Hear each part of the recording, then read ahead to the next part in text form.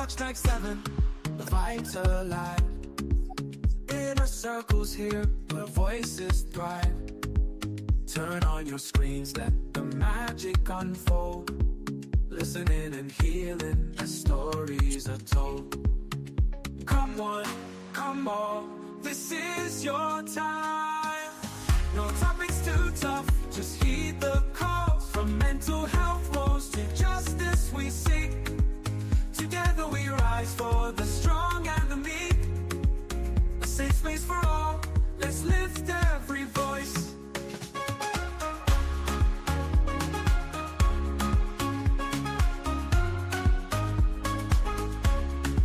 Inner Circle podcast where hearts unite. Sharing our truths, bringing hope to the light. Community strong, we're never alone. Together as one, we've created a home. With laughter and love, we break down the walls. No topics too tough, just heed the call. From mental health woes to justice we seek. Together we rise for the strong and the meek. A safe space for all, let's lift every voice. So join. Good evening, everyone, and welcome to another episode of the Inner Circle podcast. Today is Wednesday, January 14th. Today's Wednesday, right? So that means our business and finance segment. There's a day we talk business, and tonight is serious business, right? Because as we are talking business, a lot of businesses, especially immigrant businesses that we always advocate for on this platform, that we always amplify, empower, and elevate on this platform. They have been hugely impacted, especially in Minnesota, man. Restaurants, immigrant restaurants are closing. Even regular restaurants are closing because immigrant workers cannot show up to these places and things like that. So tonight we are talking serious business and finance. I'm your host, Abe Kamara. I'm here with my co-host every Wednesday, Miss B. Miss B, welcome to the show. Good evening, everyone. It's your girl, Miss B.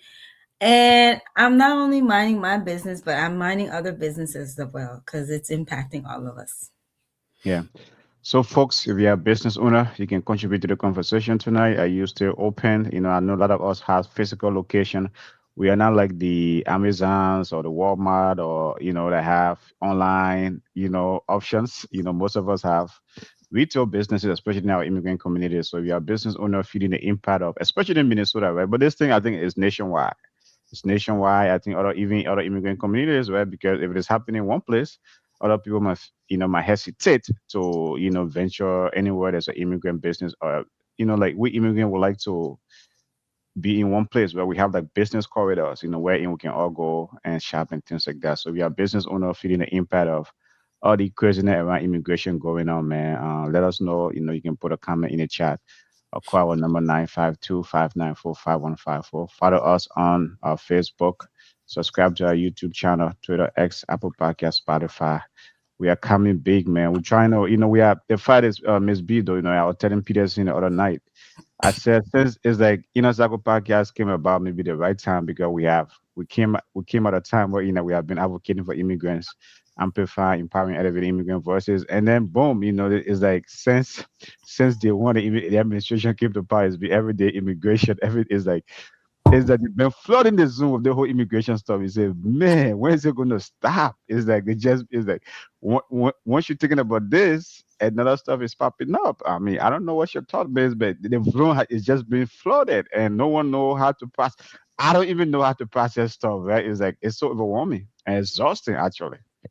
It is exhausting, but we thank God that He has, for some reason or the other, felt compelled to make sure that we as Black and Brown people will be built resilient and exercise resilience as we have continued to do throughout history, throughout time.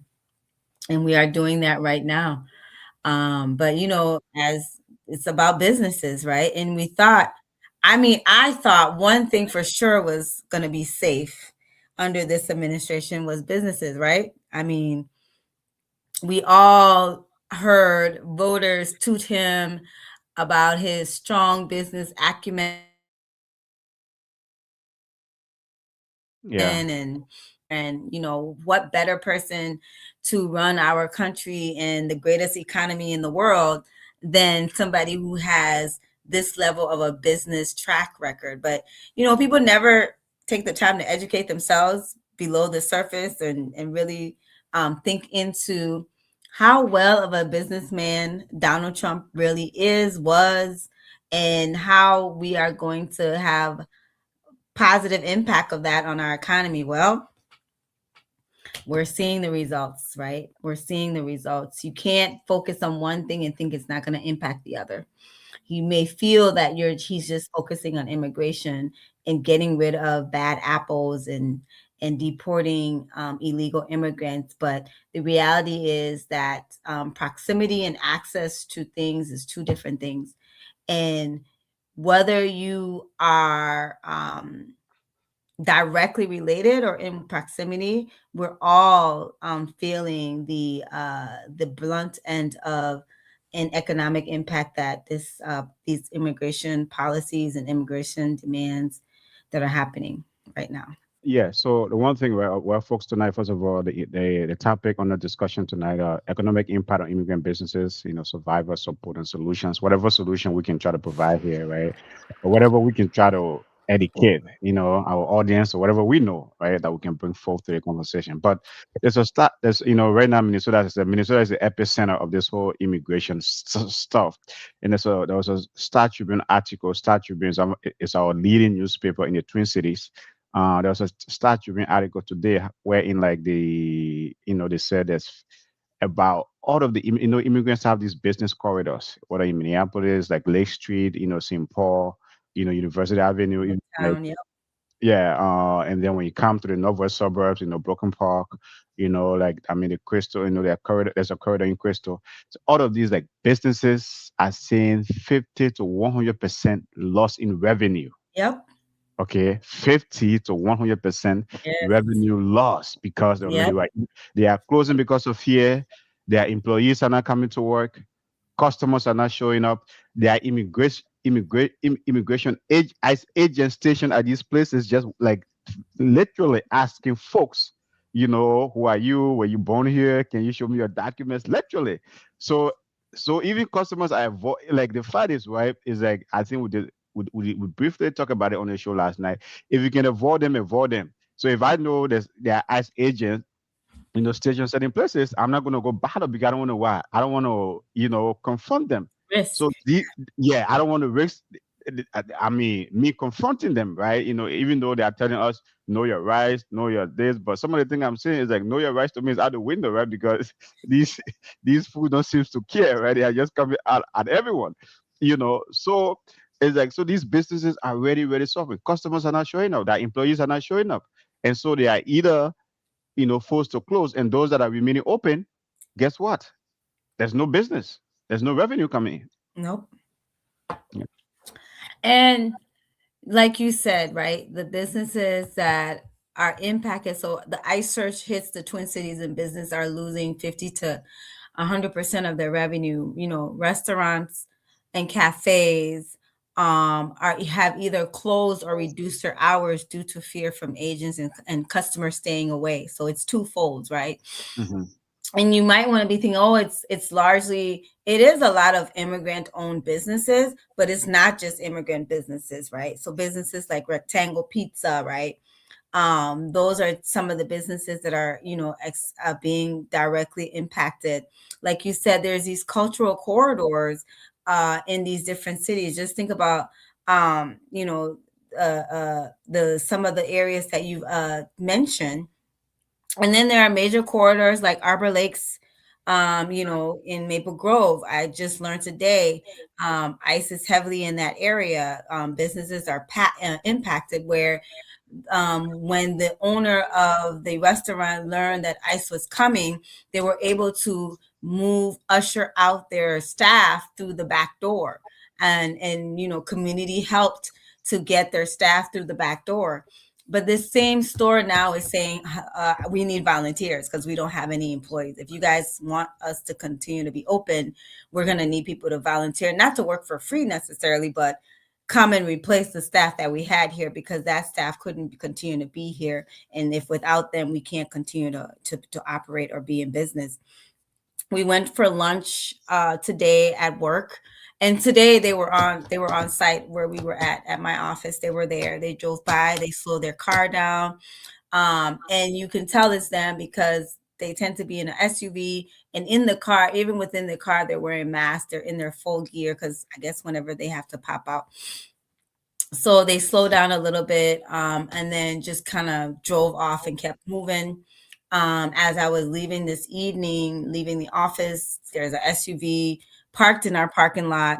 For a way far back part of the parking lot, the lights are on and is just sitting idle. So they are on the ground everywhere. That's what I experienced. And then we went for lunch to one of our restaurants that we like to go to around the office there.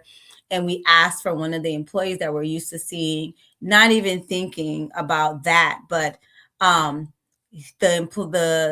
owner said, "Oh, he can't come here anymore. He's worried about ICE." So I am a one man soldier. So this owner was the only employee left in his business, and he is basically the one taking the orders, serving the orders, packaging the orders, doing the drive through, doing the front counter, and he's the one preparing door dashes and stuff like that.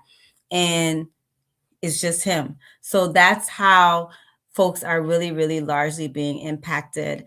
And call I got in today is, what is your organization doing? What resources are available? Somebody needs help already with insulin. How do they get their insulin, right?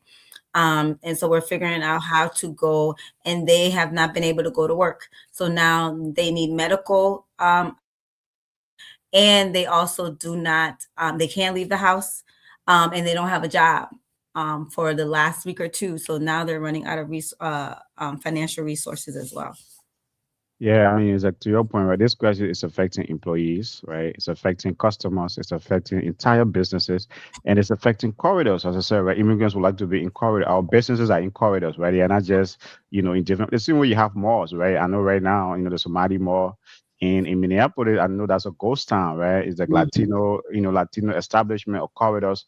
It's a ghost town, so it's affecting everyone. And to your point earlier, there was also, like a local news, like Fox News, our local Fox 9 here, like naming a couple of, restaurant, big time name restaurants, right, that around the Twin Cities that are closed. They have decided to close because they don't have employees, right? They don't have employees available, because if you are immigrant, this thing now is not only about you being legal or illegal, right? No. Is that even if you are a legal immigrant, you just don't want to encounter them. I guess that's what our community is feeling. As an employee, I don't want to go somewhere where in like I'm going to encounter ICE agents. I don't want to get into that. I know other people feel comfortable. The law says you can recall, you can, do this. But the way these folks have been so aggressive, the way they are going about this thing, you rather just avoid them. So a lot of immigrants, whether legal or illegal, you just don't want to risk it, right? And as we discussed on this platform last night, some of us are fortunate to have our passport or our passport card, but a lot of folks don't really bother with that because America, the only thing you need in America is a driver's license to go anywhere, to go everywhere. Now they're asking you to prove your citizenship or to prove your status. So that would mean if I know I only have my driver's license, why should I bother to go to work? And I know someone's going to come and ask me for my document. If I can't show that, then I'm going to get arrested. So obviously, it's an impact. And the thing maybe that puzzled me, maybe it's still early, as you mentioned in your opening, right? Maybe it's still early, but the thing that puzzles me, like, corporate America hasn't spoken or it's not speaking up right now. That And part. it puzzles me in a sense that because a lot of us, like immigrants, we are in corporate America, whatever job you're having, whether you work at Walmart, I mean, these big companies, Target, like as I said it last night on this platform, ICE agents are going are in Target parking lots, they are in Target stores, arresting people. And Target is is our number one corporation here. Target having said a word, issue any statements, is whoa. Are we on an island here by ourselves? You know what I mean? Employees are being imported. Our businesses are being imported, and no one is standing up for us. So what? I mean, it's like it's crazy. Yeah. And just to kind of piggyback off the fact that, mind you, some folks have been experiencing this revenue loss since December. I think the first sign of business impact happened around December 15th, right?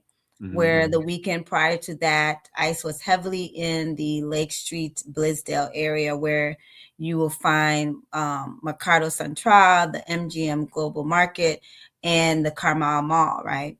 And since then, these businesses have continued to feel that impact even more and more and more. And landlords now are starting to feel that impact because rent is not coming, or it's late. It's late, people are falling behind, or it's not coming at all. And who are you going to go collect rent from anyways at this point as a landlord? Because you would probably go to the business and see the business open and say, okay, hey, where's my rent? But if the business owner is not there, and then the business owner is not home at their home either, it's like, that larger impact is really starting to trickle up. And you talked about corporate America. I don't know, maybe when they start to really feel it at their level, then maybe there are maybe allies, if we have them there at that level, will start to kick in. But I'm baffled by the people that are actually helping. Like, when you think about larger corporations and contractors, like with around the tech and consulting and major retailers and some of these food and beverage companies, right, where you have companies like Dell and Sprint who are providing products and services for ICE operations, where you're thinking about major hotels like the Hilton, Embassy Suites, is housing these folks, right? And you think about retailers like Target, United Health, Best Buy, and 3M, who are providing, again, either products or services, or allowing ICE to enter into their businesses and take their employees or customers, right? I'm like, what are you thinking? Like, what are you thinking? So maybe there, if it's already trying to reach the corporation level and we're still not getting any support, where is help coming from, and is the help ever coming? Well, with that, right? That's like, I would like to distinguish a little bit. Right? I think ICE agents staying at Hilton. Hilton, I mean, they are if someone's a customer, right? I don't mind ICE agents staying at Hilton. Where I would mind is that maybe if they go to Hilton, they start rating, just ordinary folks, right? And Hilton is not speaking up. In the case of Target, they are going into Target stores. The reason why I brought up Target, they are actually going into Target stores and targeting either Target employees or Target customers. And you wonder, Target haven't said a word, have not said a word, issue any statement, right? The Wall Street Journal had an article on this. Is it our hometown favorite? Yeah. Have not said a word. And employees and other employees and customers are being targeted in those stores. It's like, are they taunting us? I mean, it's like, you wonder, and the fact that Target having said a word, I'm no fan of Tim Walz, right? But the thing that he says that they are trying to break us, if you are targeting our businesses, you are targeting folks that are going to work and cannot go to work. It's like, what you're trying to do is financially you're trying to break us. Obviously, tonight is our business and finance segment. You're trying to break our businesses. Yeah, also most of us are employees and people are afraid to go to work. So you're breaking us into ways.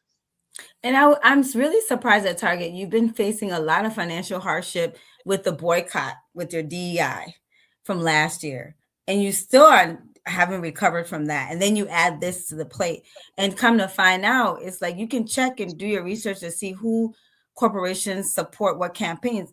I guess Target is red because Target is mega. Target has donated to the president's inauguration. Why would Target need to donate to such an activity or event with all the other things that are in dire needs out there? But it's just very tough because some of us have invested in Target. I'm not gonna lie. I've been a Target shopper in the past. I've invested in Target with stocks and everything. I was thinking to even buy some more. And so I want Target to speak up and kind of say we are not in support of these activities, and you are a home base Fortune 500 company, Target.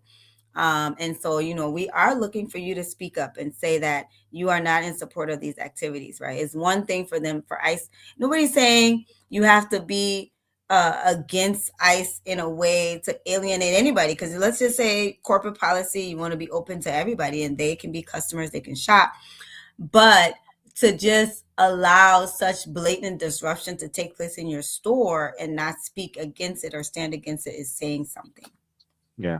First of all, folks, tonight we are discussing the economic impact on immigrant businesses. I would even say immigrant employees, immigrant employees, employers, businesses, Yeah, I mean, the survivor support, or there's any support, how we survive in these moments. Is there any support? Ms. Biden, they are the advocate, or the community organizers, or is there any solution to this whole thing? But to Rebecca's point, right? I don't think, right? This real ID thing, though, right? Came long time since September 11th, so I don't think it has. I could be wrong. I don't think it has anything to do with this. But if you look at it, I get where Rebecca is coming from, right? I think real ID, before you get a real ID, the one that allows you to travel on a plane, without showing your passport or whatever, that requires you to show whether you are a legal resident, right? It requires to show whether you're a legal resident, either a permanent legal resident or a citizen. That means you have to show those documents in order to obtain a real ID. So it makes sense. Maybe they want to identify, it makes sense. So I'm not disputing that aspect. So you better get onto something, right? And the other point you're trying to bring up here, this outcome was planned long over 5 years ago. I was gonna say that. Yeah, I was it gonna makes say sense. that. It makes sense. It makes okay. Go ahead. Go ahead. I was gonna say that I agree, Rebecca, because if you think back to September 11, right, to Mhm. now, right, and why this was something the real ID was created, because you can things. That's one thing I would say this country and the leaders are really intentional about is that using their data.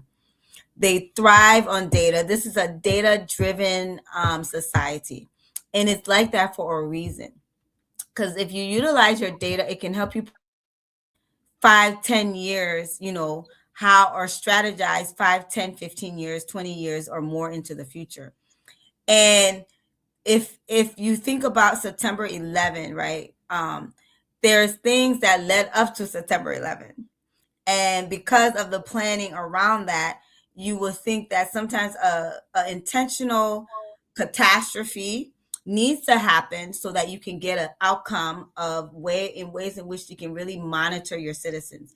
And what better way to be able to monitor people is better identification. you know, a birth certificate, um, you know, because of the way fraudulent documents can be made and created was not enough. So you got to think, well, why have a real ID when people have passports? So we've taken it up another level to be able to monitor and know exactly who your real citizens are, real ID, your true citizens, your real citizens are. And when you want some people to be okay with something, you got to have it come through something that was turbulent. You get what I'm saying? Like some catastrophe, something that was terminate. There's a lot of things that we are now okay with our government doing or happening in our healthcare system due to the pandemic and COVID, right? We took vaccines quicker than normal before because of the pandemic, right? But to stay on topic, I get what you're trying to say, Rebecca, and that's true. The real idea thing is intentional, and Abraham is just probably trying to find the best way for people to be able to identify themselves without providing fear mongering. Yeah. First of all, number one, I'm an optimist. I'm also, it's like this is also my party that is doing that. So this party used to be a party of immigrants, and right now we have turned against immigrants. I'm being impacted. We all being impacted. Immigrants are being impacted. If you're a business owner, you are being impacted. You are employee, you are being impacted. So we are all being impacted. So for me, even though it's like I'm on the other side of the aisle, but I also feel that it is impacting all of us. And to Rebecca, other's point here, right, is like, the real ID store was made mandatory after COVID. You might be onto something, right? There is something, you provided some useful information here tonight. It is, it could be. And the other thing to your point that it was in plans since 5 years ago. The one thing I would say, right, when the first Trump administration, after they lost the 2020 election, they went to work and said, man, if we ever come back, we got to come back in on a whole different level. And a lot of people didn't pay attention to that, right? A lot of people didn't pay attention to that, right? Because when When your Papi King, he just flooded the zone with so much money, inflation went out of hand, and everybody will focus on the economy. Everybody will focus on the economy. It's the thinking like Trump 2.0, the economy will come back, he will focus on the economy. And then boom, he hit us with the whole immigration nonsense, right? And to your point, it's going to impact business. There's no way this country depends on immigrant labor. However way you want to twist it, this country depends on immigrant entrepreneurs. I can name all of the top businesses in the country that were established by what? Right now, one of the hottest company on the stock market, right? There's like on Wall Street, Nvidia, Jason Hunt. Jason Hunt is a Taiwanese. He's not an American. He's a Taiwanese. You know, Elon Musk might be white, but he's also African. You know, there's like the co-founder of Google, Sergey Brin, is a Russian. I can go on and on and on naming immigrants that have come here, established successful businesses that have that are employing Native Americans, so-called Native European Americans, okay, that are employing them, that they are benefiting from this thing. So, and that's why the Republican Party, all those years have been a party of immigrants because immigrants contribute net, to this country. And the fact that, this whole thing about immigrants are criminals, today I saw a post, when the president had describing Minneapolis, where he said, dude, this is not a Minneapolis that I know. I have lived in the Twin Cities for so long. I don't know the Minneapolis you are describing. I don't know where you're getting your information from, but this is not the Minneapolis that I know. They are not criminals roaming everywhere. They are not rapists roaming everywhere. That's nonsense. But United States of America was created by immigrants. Okay. United States, but who is Christopher Columbus? He is an immigrant and a criminal. That's why we don't recognize Columbus Day anymore. We call it Indigenous Day. He is the first criminal, but he's a criminal that came and colonized this country. And he was an immigrant who was here illegally, who came and colonized this country. So I'm just saying this is our history happening all over again. Right? This is our history happening all over again. Came here, the things we did to the native, Thanksgiving, when the pilgrims, met with the natives, what was actually they were slaughtering them, and then we call it Thanksgiving. I mean, there's just so much in our history that breeds violence, but we really thought we had become a melting pot because, again, you can list so many of the attributions and this is a capitalist country.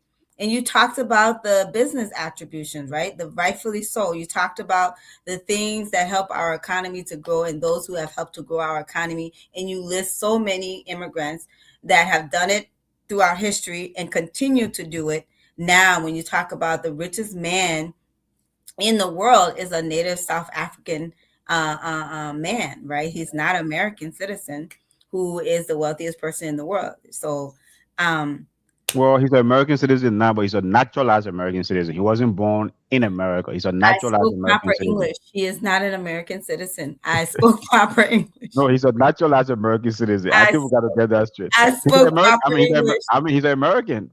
I guess. How did he get his citizenship? He's naturalized. How did he become naturalized? He bought it, right? No. He actually went through the process. He went What through is the process? Oh, Miss B, you should know that you're an immigrant. You should know that. The only process I know that people come and get citizenship is you file for some kind of political asylum. No. There's so many ways. There's so many different ways you can become a citizen in the U.S. Okay. Political asylum. So many different ways. You never list the legal ways. You always want to talk about the legal ways. List the legal ways in which people become citizens in this country.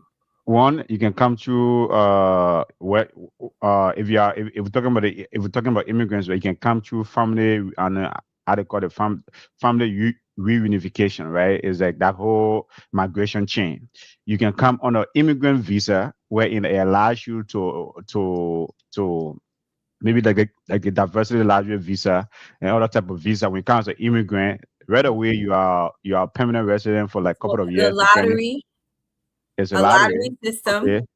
Family, true family. But family stuff, they have to come through something before they can come here and send for other family members. So the lottery Well, you have system. to come here on an immigrant visa. Obviously, you have to come here on an immigrant visa. So the only immigrant visa is what? The lottery visa, There's right? so many. There's so many immigrant visas. I mean, going to I mean State Department website. I'm not going to go through. I'm not going to go through that. I'm not going to list that for you today. But there's So so many immigrant it visa. is really hard to come Uh-huh. into this country outside of the and get your citizenship outside of the number one major way is marry a U.S. citizen. And while you marry that You U.S. can citizen, send for your. You can also then send for you your send kids. for your family members. No, you can You also send for send for your family kids. members, and you send for your kids, right? You can send for your kids under For what we 18. know of Elon Musk, he bought his citizenship because No, when you don't have any evidence of that. you don't have So any evidence of it not being the case. no, you don't have any evidence of No, that. you don't have any evidence of it Okay, not what's the being the evidence that he case. bought his citizenship? What's the evidence? What's the He's evidence? worth 726 billion US dollars. That's Oh, come evidence on, man. right there. That's cheap propaganda. Stop doing such a That is cheap. not cheap propaganda. It is. If you That's are, a cheap propaganda. I mean, that's a cheap propaganda, Miss B. that is not He cheap. did not. He went through the legal process So, what is the legal process and that you obtain his believe that he citizenship. went to? And we, and Well, you can go on the USCIS you see, website. You know, no, you no, can no. go on the I have already USC or stated DHS you website need, you or need to, on the State Department you need website and figure that out. But I'm not going you to need tell you to that. dispute my, you need to dispute my Well, I'm legitimate. telling you, he did not buy. He went through the legal process, and there's so many. He bought it as a major business owner. He bought his citizenship. Anyway, we shouldn't divert the conversation tonight, right? And have a focus on Elon Musk, even though that's my dude, right? I don't think we should focus on him tonight because there are a lot of important stuff. A lot of folks are feeling the impact of this whole immigration enforcement. Minnesota is the epicenter. This economic impact. Immigrant businesses are suffering. How they're going to survive? Who knows, right? Maybe in Minnesota, by the time the whole immigration crackdown is over, all of our businesses, all of our entrepreneurs will be out of business. We hope not. Because I don't know, even this, whether the state is going to. I mean, even the state is under enormous pressure. So I don't know whether the state is going to provide any kind of economic lifeline. But folks, that's the topic on our discussion tonight.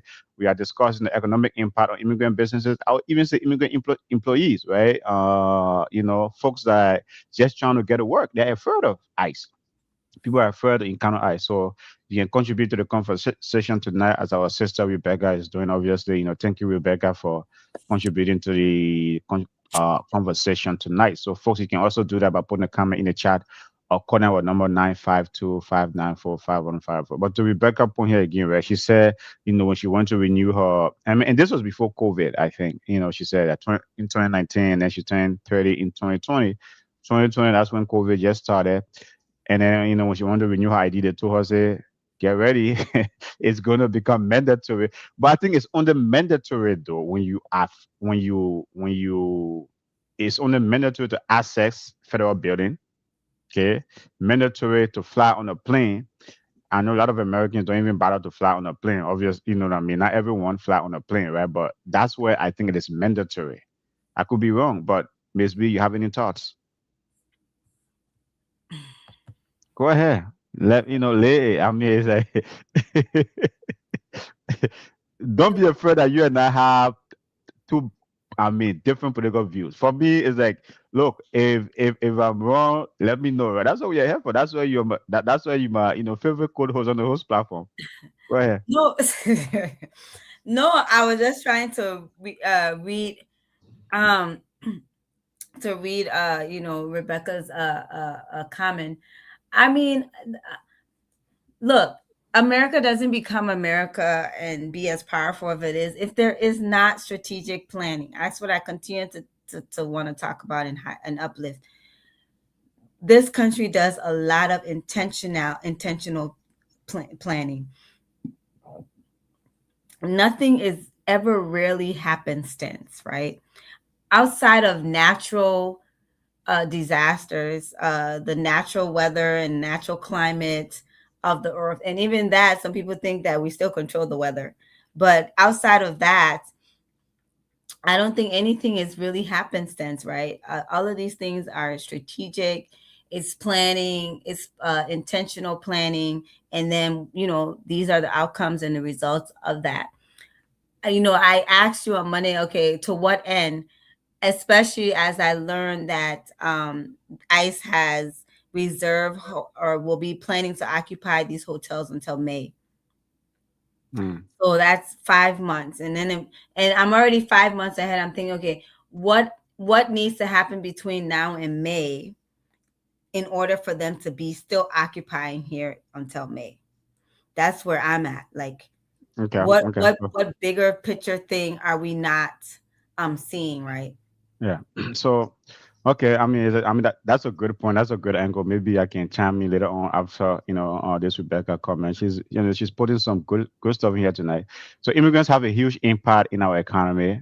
After this way, our community is going to feel it financially. There are children being left without parents. True.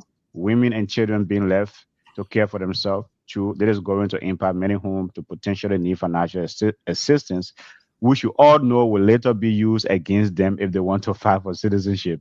Don't get me started on the impact of mental health and the potential chances on crime rate increasing. I think all of this, I mean, these are legit points, Rebecca. The fact about the mental health, we are even working with a mental health agency for a mental health professional to come here because I think, like, you know, no matter where you are, even if you are in a bubble, even when you trying to tune this out, a lot of our community members try to, we try to tune out things that doesn't directly impact us, or maybe we try to focus on entertainment so much that we don't want to know what's going on in the political arena or all those stuff, But this thing I think is impacting every immigrant, right? The conversation is happening in every immigrant community. As I said, Minnesota is the epicenter right now, but it's happening everywhere. And so, yeah, there's a real impact on mental health in every immigrant community through the length and breadth of this entire country. This entire country, immigrants are feeling that impact. So we here at Inner Circle Podcast, we are working on bringing a mental health professional on here just to speak to our community, right? Just to speak to our audience and say, man, how can we even deal with all of this? How can we process this? Because it doesn't seem to be going away anytime soon. So and to Miss Viewpoint, right? They said they are here at May. Why are they gonna be here? Why are they gonna be doing it until May? Who knows? But then to your other point here, Miss B, I think I'll let you chime in as right. Children have been left without parents, homes, have been left without financial support. Even we ourselves have to be careful of our kids, right? They say like, man, have your kids' birth certificate, maybe just enhance you in case you have your own documents, right? Make sure you have your kids' birth certificate, up and ready, but it's yeah, I mean, I'm not gonna what Rebecca just wrote there is it's true, man. However way you want to sugarcoat it or however way you want to spin it. Yeah, I mean, for me, I know all of those things to be true. We had a leader come in the office today, and she's going to be doing an action, a call to action. She's going to be showing up at Target with a letter, and then a sign for them to post and say ICE is not welcome here. But as she was in my office, she was also expressing to me the frustration in recognizing that some of her neighbors are not home. Like, and her apartment complex, um, ICE has been there, and there are people who are no longer there. And then I believe she said that ICE took the parents away from one of the homes, and now the kids were left alone. And what is going to happen to them? And I told her, this has been happening since time immemorial. When ICE takes the parents away and the kids are U.S. born citizens, they don't look back. They don't ask any questions. They don't care to see if even Child Protection Services has shown up. It's left to the neighbors or a family member for those kids to call a family member or neighbors to come and check up and figure out the next steps when it comes to those kids. Immigration never follows up. They never follow up to see what happened to the kids that ICE left in that house. What happened to those kids that the immigration officers who have now detained the parents and taken the parents out of home happened to those kids? They don't check in. They don't follow up. They don't maintain the connection between those parents, at least to say, okay, you have left. We've deported you. What is a contact information we can have that we can pass on this information to your kids? None of that happens. Those kids end up in the foster system, or depending on their age, they may try to take care of one another, find themselves on the streets. But it's up to them when they get older to figure out how do they get back and be reunited with their parents. That's the part that that is very just inhumane to us. Like, we have the resources to at least make sure that these kids stay connected to their parents, and that the option should not just be, oh, child protection services will take care of them. They will end up in the foster care. They'll be fine. Yeah, yeah. Man. Folks, tonight we are discussing the economic impact of immigrant businesses, immigrant employees, employers, entrepreneurs. I mean, how can we even survive? What is there any support? For the kids that have been left alone? Is there any solution to this whole thing? I mean, what is the end goal? As Miss B always say. But Rebecca man, is like, and then the other thing Rebecca is saying here, right? So we already know what happens statistically with single parent household and children that are placed on the welfare system and end up being the alternative for those kids. It's like they're trying to. That's why it's hard to process this whole thing because, man, especially when it comes to the kids, right? If we are, yanking up their parents and taking their parents away, who's going to, if they don't have alternative, maybe the other relative member, relative or family member to take them in, who's going to take care of them? Right? They're going to end up in the system, no one to be there for them, and then these kids will just, like it become a vicious cycle. That's how America is. That's why most of our African American brothers, is like that's how they have made them. So maybe they try to create that vicious cycle in the immigrant community because, I mean, s- data. I mean, I know you're talking about data. Data has proven over and over and over, Yep. that immigrants are not criminals. Immigrants contribute net, to the economy.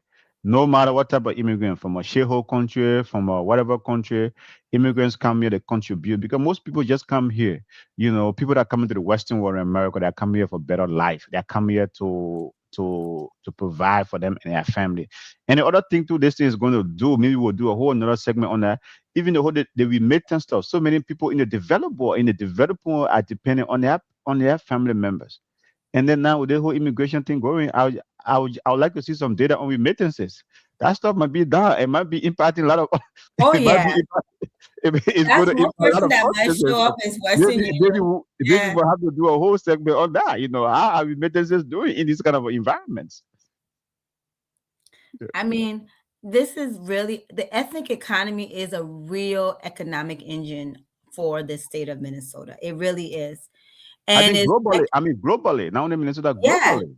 yeah, but just addressing us and what we're dealing right now when we're talking about the businesses, ethnic economies are the economic engine for their immediate economies and for when it comes to the budgets of a lot of these cities. When you think about Brooklyn Park and Brooklyn Center, which are both majority minority populations with thriving economies, right?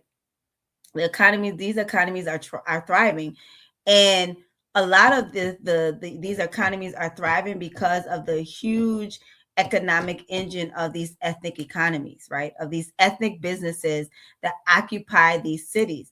When big brand stores have left, the Targets and the Walmarts have left, these cities are still thriving because of these ethnic economies, these Latino businesses, the African American businesses, these African immigrant businesses, the Asian businesses. Right? We have people coming from Apple Valley, Lakeville. Like, there's that data will show how you will have people coming from the outskirts suburbs coming to the city of Broken Park. Brooklyn Park and Brooklyn Center to shop. Yeah, yeah, yeah.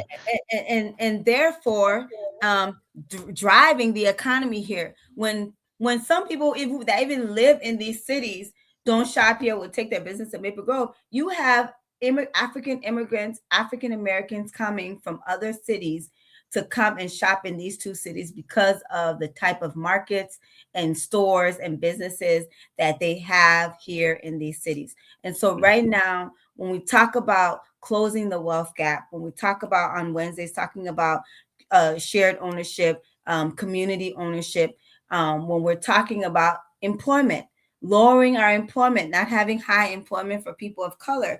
We are depending on these businesses to help with that data, to help with those numbers. And so we're talking about a 26 plus billion generated by immigrants for Minnesota economy estimated every year. Yeah, and another thing, right? I mean, just to your point about Broken Power, Broken Center, and the northwest suburbs. So the two anchors in the Broken Park, grocery anchors in Broken Park and Broken Center, Dragon and Sun Foods. you know, it's Yeah. like Dragon and Sun Foods. And guess what? Core Foods is not even there anymore. High V is there, but Core Foods is still well. One of the Core Foods because there's three Cup Foods. There was three Cup Foods in the Broken Bar, Broken Center corridor, but one of them have closed. And then there's still one in Broken Center, one in Broken Park. Who know they might close? Walmart only has one in Broken Park. But to your point, so these immigrant businesses, these immigrant grocery store or the other they have filled that gap, right? They have filled that gap. Is I don't think Broken Power, Broken Center have lost any kind of a tax revenue when it comes to that. I think their tax, is even growing because these ethnic businesses or the immigrant businesses are coming and filling, and taking over and say, you know what, I think I see a thriving community. We can establish here, and folks come from all over America to come even shop in Broken Park, like with the or Broken Center. Meaning that when you have that every summer where you get the farmers market here in Minnesota is world famous, even the one in Minneapolis, right? Because Oh they have is that people come from all over, right? People come from all over America to shop at these places. So yeah, to your point, they are ready contributing to the economy. And then now to come, is like maybe just trying to get all of them out of business because that's what will happen, right? If this thing actually drag on up to May, guess what? A lot of businesses are going to go under. There's yeah. no if and buts about that. A lot of businesses will go under. If this thing drag on up to May, I hope they try to end the nonsense as soon as possible, right? Because This this gone weekend they were at Dragon Star. And we know Dragon Star is heavily populated by immigrant employees and then immigrant traffic. They were at Dragon Star. yeah, yeah. And then so the other thing with Vegas bringing it is like, once you have the whole vicious cycle with the system, right? People most individuals in this country, have criminal records. It's a domino effect. We do agree, right?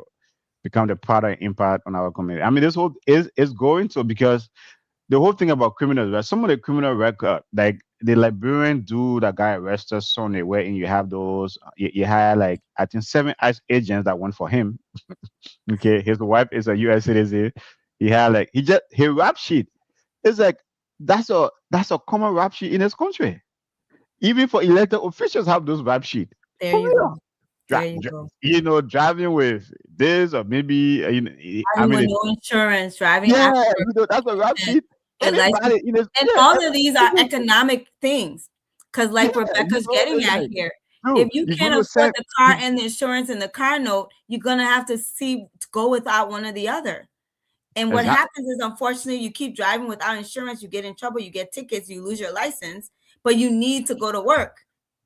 Yeah, I do agree with that, and especially when we talk about inflation, right? Have you ever checked car insurance lately? When we talk about the inflationary impact of these things, right? Like car insurance is so freaking expensive. You wonder, okay, what? What? And then cars are so expensive. So to your point, where these things are is like if I'm paying about a used car or 2003 used car, that I pay like maybe 10, 15,000 out for, and maybe I have a note for it. To Rebecca point earlier, I'm working a mega job. I'm not Yep. getting paid. I'm not getting paid well. So I might just as well risk it to go without insurance, right? A lot of immigrants sometimes make that choice. It's not the right choice, financially, Many but people. sometimes they are catch between a rock and a hard place, catch 22. So I mean those it's going to become a vicious cycle. So that's where some of the crime come in. As I always say, right? My experience in this country growing up here, to get criminal record in America is so easy. It is so easy. It is so easy, right? Because there are cops all over, especially as a person of color or black or brown. To get a rap sheet in this country is so freaking easy. So I don't wish it on anyone. No matter how you try to avoid it, it's so easy. It's called living while black, driving while black. I mean, we all know the different sayings from the comedians.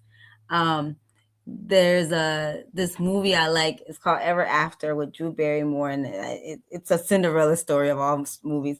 But there's a part and there's a lot of things that are in this movie that are about systems and capitalist systems, where she talks about she's trying to free her slave, and they're saying, "Oh, this man is a criminal. He's a thief." And she said, "Oh, the very thing you drive the person to become, and then you turn around and you punish them for becoming that thing."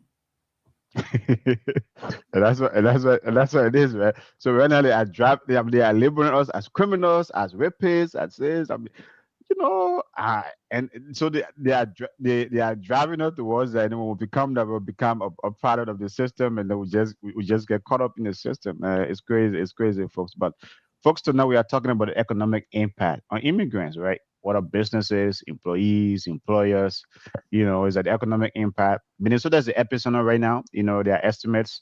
In St. Paul, Minneapolis. In these immigrant corridors, where in like businesses are losing revenue up to 50 to 100%. It's like if this thing if Miss B information is right, where in ICE is going to be around up to May, I can guarantee you most of these businesses are going to go under. And guess what? Nobody will come and build them out. This is not Wall Street, right? Most of no They're one's going to not. come and build them out, They're right? not. They will just become another number, right? Number that nobody will not even know about. So this thing that's happening, right? It's going to, there's a finance and business show. It is going to affect our Oh, the only thing Miss B and I advocate here, and our guests are coming advocate for is building black wealth, building Yeah. immigrant wealth, building, and you have the kind of a situation where folks are just trying to live the so-called quote unquote American dream, where they become an entrepreneur, build their business, and grow and build generational wealth, and all of these things is like being destroyed overnight. That's what's happening. It's being destroyed overnight, and And that's not. people are just starting to, honestly, we're already starting to lose some businesses due to COVID. People still have yet to recover from COVID, right?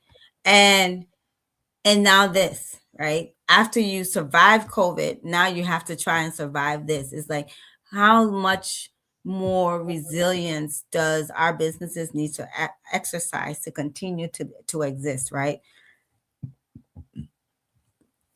Mm-hmm, mm-hmm, mm-hmm, And mm-hmm. that's true because, not rumor, people on the ground who are getting as much information as possible, saying, the suburbs are next. Well, it's not even that, it's already happened now. With the more ICE agents have been deployed here, they're settling in the first ring suburbs, and the next now they'll be moving into the second ring suburbs. So first ring suburbs are suburbs outside of Minneapolis, the city of Minneapolis. So anything within the first 15 minutes to Minneapolis is considered first ring.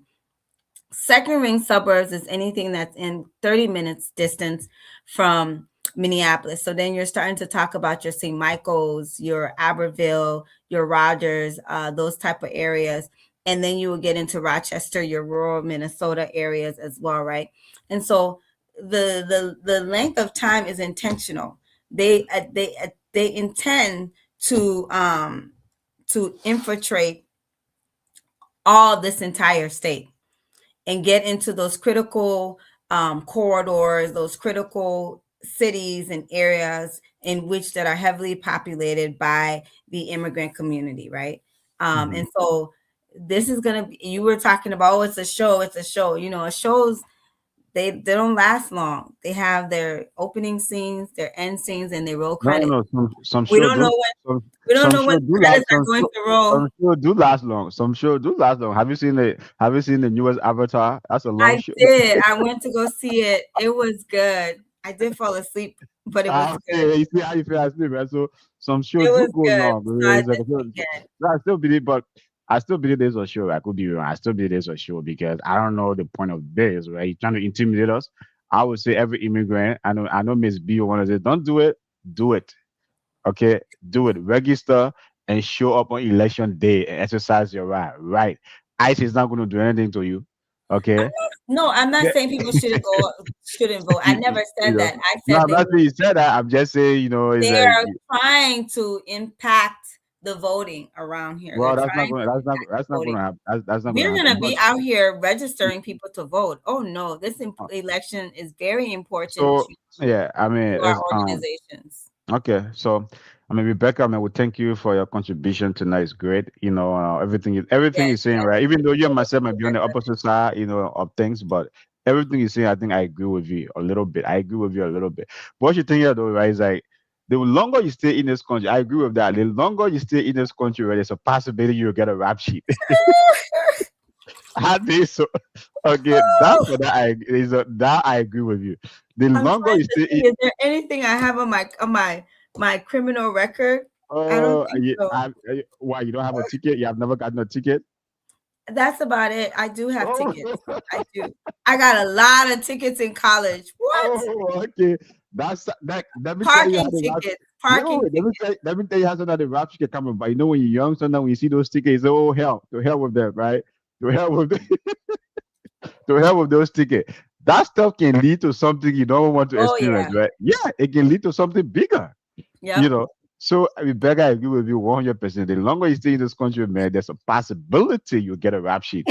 Sometimes some of our brothers and sisters come here in less than no time, they get a rap sheet, right? So you Yeah. know, because they I try paid to it though. I had a lot of parking tickets because well thank I God you put it because guess what? That I stuff would can be lead to late to stuff. class and I would Mhm. have to just park on the street and I didn't make it to student parking, even though I had a parking pass. That's St. Yeah, Thomas School, yeah. yeah. But the other thing too, right? So I think what Rebecca was trying to drive right here, you have North Minneapolis. North Minneapolis is so people who are not familiar with North Minneapolis folks. North Minneapolis is our hood, you know, like South Side Chicago or maybe South 50, South 50, or if you go to, is it North Dallas or South Dallas, North whatever, Minneapolis does not that's a in hood. any way, That's shape, or that. form mirror those So places. so Oh so my so gosh. Our that's why place we looks like the Ritz-Carlton compared to those places. What? really Yeah. Mm-mm. okay. I can go to North Minneapolis. I can park my car and I can get down. Those places you calling, I will never ever enter there. I don't even want to drive by, let alone to get down and park my car. What? Okay. No. So what I think what we better Southside have it. Chicago. I think well The closest you're that's gonna our come version. to Okay, Southside Chicago is okay, a movie. That's our version of South Side Chicago. Don't do that to That's us, what I'm saying. Abe. No, no, that's our version of South Side Chicago. That's our hood. True or false? That's our hood. Okay, I that's want our to find a version. different example because that example is too extreme. Okay, okay. Hey, hey. I know you love your state and your city so bad, so you don't want to go there. But anyway, but I think the point Rebecca is trying to drive at, right? Eventually, Broken Park or Broken Center might become like North Minneapolis. Well, I think though, you know, that might be stretching it a bit. I mean, Miss B is she's been in Broken Park all her life, so maybe she might speak today more than me. But go ahead, Miss No, B. I don't think she means as far as ghetto, but as far as the amount of ICE activity that is happening so heavily in Minneapolis Mm, is what she's talking about. And the level of ICE activity is not going to just be happening only in Minneapolis. It's already happening, like I said, in the first ring suburbs, including Maple Grove, right? And so that's what she's talking about. And again, you know, your comparison of comparing us to Inglewood, California, or what is it, South Central California, or South Side, Chicago. or Harlem, New York. Harlem has cleaned up. Is Harlem has been gentrified, but in you could even at its worst, we were never the Mercy Parks. North Minneapolis, even at its worst, has never equated to these places where you're like where they call them murder city. North Minneapolis was never at the level of drive-bys, a level of crack houses, the level of drug dealers just walking the corner. No, we've never ever arrived to that level of criminal activity happening in North Minneapolis. So you will have to find somewhere else to compare us to when you want to describe the ghetto. Okay, that's fine. I whatever. But anyway, so great conversation today. We back up, man. I think what we'll do you, myself, Miss B, right? I would take on the two of you. You know what I mean? We'll come on here. I love it Rebecca, to be join us, be our guest. yeah. So Yes. Rebecca, maybe we can talk offline, share, we can exchange information, and then we'll make sure you come on here as a panelist, so we can have a good debate, good conversation. Because hey man, it's like I'm not afraid of a good debate, but it's all in the name of providing good information and providing Yes. fun. It's not about fun, but Yes. so yeah, so I know I get your nerves, right? But that's what it is. I like to Miss B, no, I like to get on people's nerves. So, but it's all good. Okay. It makes for good conversation and really for good information. The facts, here at Inner Circle Podcast, we really want to be able to show that we give people the up to date facts, up to date information. And so Mhm. we appreciate you too, Rebecca. So yeah, come join us.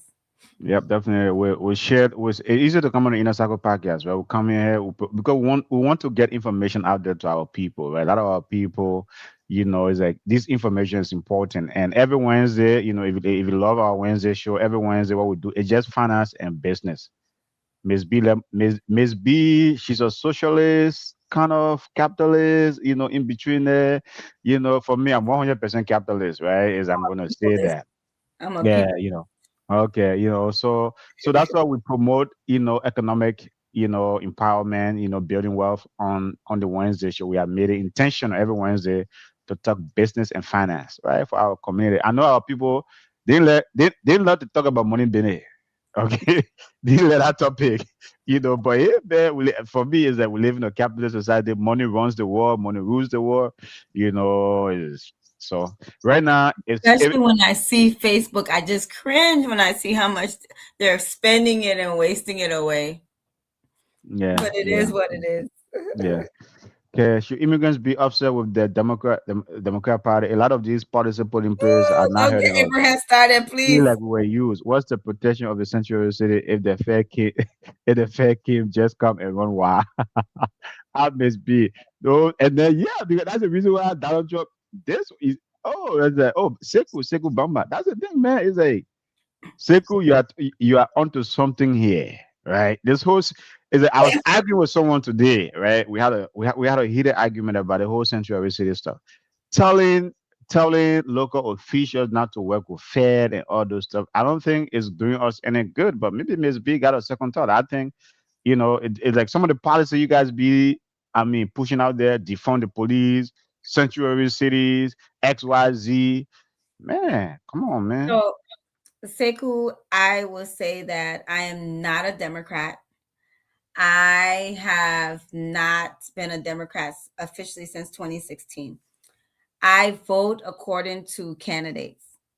If I like you, if you are somebody who agree and align with my issues, and I like the policies that you stand for and you're running on. I listen to what you stand for, what you're running on. If you've been in office, I actually see the things that you voted for or voted against. And that is how I make an informed decision around where to place my vote. I encourage everybody to please make an informed decision around where you want to place your vote, and do not blindly vote for the Democratic Party or the Republican Party. You do have a choice. You don't have to vote according to party. You can vote according to the candidate, right? Although the candidate may represent a particular party, you can still vote according to the candidate. Look at the things that they want to support, the things, if they've been in office, they have a track record of being an elected official. Then look at the things that they've already voted for, the bills that they have passed, and make your decision. Because I believe there is good and bad apples on both sides. That's just the reality. There are good people on the Republican side, and there's bad people on the Democrat side, and vice versa. And yes, a lot of folks and that is why maybe Trump won.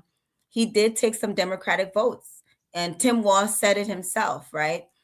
When he lost, when he was running on the ticket as a vice president, he said, "I am ashamed of this party, and what we have done and what we have become has caused some of our voters to leave and vote across on the other side. They have let us down, right? This has been a party for the people, about the people's agenda, and you have not protected us. You have not kept us safe. And this is why we're dealing with what we're dealing with now. And even at this moment, you don't hear the Democratic Party really speaking up, honestly, to denounce what you have individual legislative of people speaking up here and there, but as a party, I don't know if anything has come out from the party as a whole to say this is wrong. How do we fight against this? Some of them voted for the policies in which this administration is working under. So when it comes to that one, Sekou, I'm not gonna hear and sugarcoat it for you. I'm not gonna sway you or influence you whatsoever. I'm just gonna say, look at who you're voting for as a person. I think what she's trying to also tell you, right? Either she's an independent Democrat. She says she vote on issue or vote for president. Most of those she's voting for are all Democrats. So, so let's just say that even though she's not a registered Democrat anymore, but she's but she's an independent Democrat. But anyway, but that, I mean, to your point though, right? I mean, like I agree with you. There are bad apples on both sides. You should vote on the issues. To me, politics is interest. I mean, when it comes to politics, it's interest. People. I mean, for me, I say I vote because of my interest. I feel whoever has my best interest, and things like that. But I'm also a registered Republican. I'm not gonna be like you to say, hey, like, I'm not gonna abandon my party, But I think if my party is going overboard, why I think like I've said it many times on this show, right? Every administration overreach. Is like I think what this administration is doing right now when it comes to immigration crackdown and enforcement, it's going to backfire. It's already backfiring. It's going to backfire. I mean, it's like because guess what?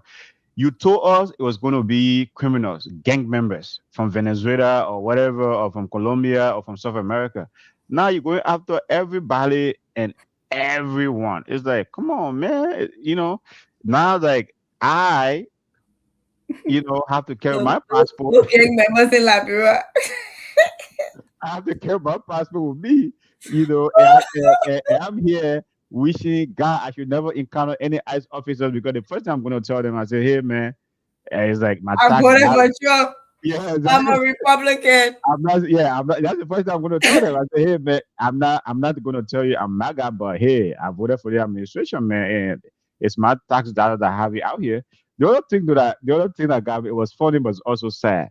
These dudes, where when they take people in, especially American citizens, Caucasian, right? They're asking them, we'll pay you to tell us who illegal immigrants are, if you know of any illegal immigrant.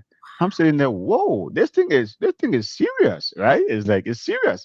So they gave them $150 billion to just spend it any way they want to spend it, do anything they want to do, and so they are even paying ordinary citizens to snitch on each other. Which is happening. I mean, it's like now I see why all these white boys are becoming like YouTubers because they are paying them to find illegal immigrants or find immigrants. Oh, anyway. I mean, that was a whole thing. Are you talking about this Lang guy? No, there was this dude. There was this guy that they arrested. Jake Lang.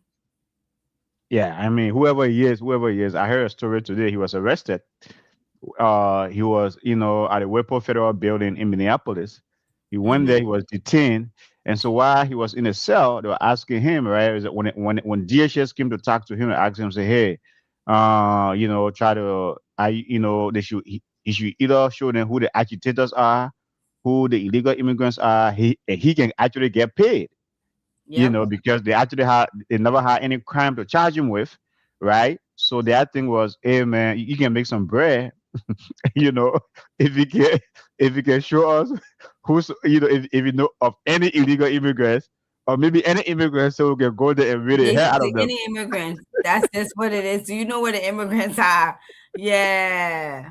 But anyway, folks, it's funny but it's sad, right? It's not funny, it's sad. I mean, sometimes when I hear some of these stories, I laugh, but damn, is this America in 2026?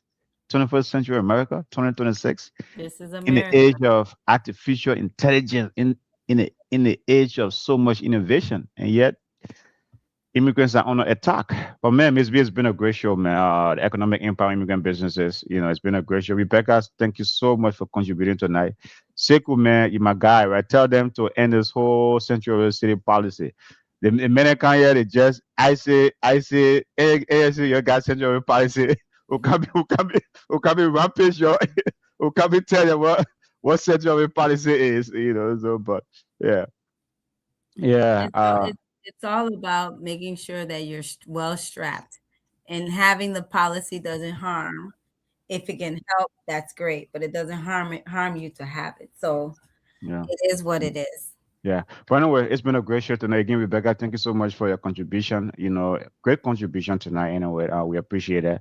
Miss B, as we try to wrap up here, man, what is your message to those business owners, right? To folks that are feeling the economic impact? Because I mean, even ordinary folks are feeling the economic impact. We're already going through the economy right now is not good. I can tell you, right? For businesses, for individuals, and then now this. What's the message to the community, to those entrepreneurs out there? I feel like entrepreneurs need to be organizers. They need to organize themselves. Mm, When this work is happening and we're going to the businesses and we're trying to have conversations with them prior to all of this, it's like you don't want to make time when community organizations show up and they want to hear from you and make sure your voice get heard. You don't want to have time. And even now in the midst of the storm, just think about the policies that you guys will need to be passed to get you guys up back up and going. And so businesses, you are going to need grants. You guys are going to need patient capital. You guys are going to need to be subsidized, and you're going to need a bailout.